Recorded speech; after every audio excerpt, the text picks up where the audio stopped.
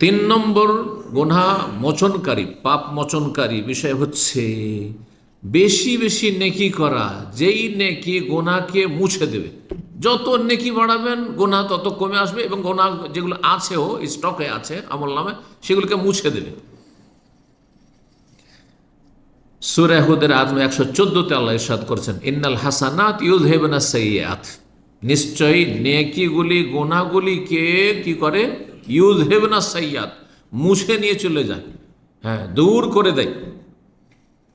যেমন আগুনে লোহার বা অস্ত্রের মরিচা জংকে দূর করে দেয়। যালিকা যিকরা লিযাকিরিন, এটি হচ্ছে যারা উপদেশ গ্রহণকারী বা আল্লাহকে স্মরণকারী তাদের জন্য উপদেশ, যে গুনাহ হচ্ছে নেকি বাড়ান। নেকি যখন বাড়াবেন তখন শয়তান আর সুযোগ পাবে না, কারণ শয়তান যেখানে ফলন বেশি সেখানে মেহনত করবে।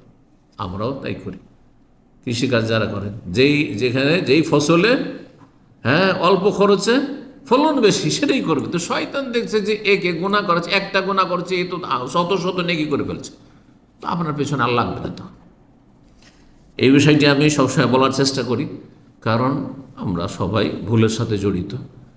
ভুল হলো তো কি হলো, আমি নেকি বেশি করব। যেমন একটা খারাপ কথা বেরিয়ে গেল মুখ দিয়ে, তেমনই জিকির আজকার বেশি বের করা শুরু করেন, দেখবো যে শয়তান আর সুযোগ দেবে যে একে খারাপ কথা বলে লাভ নেই।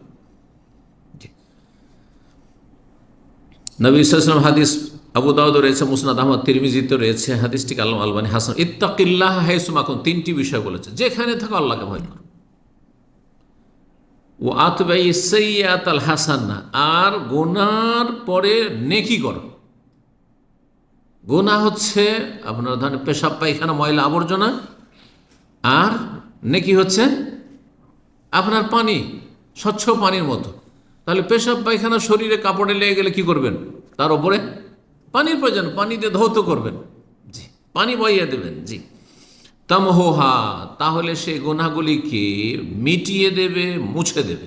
তামহুহা ওয়া খালিকিন নাস বিখুলুকিন হাসান, আর মানুষের সাথে সদাচরণ করো, ভালো আচরণ করো। গুরুত্বপূর্ণ তিনটি বিষয়।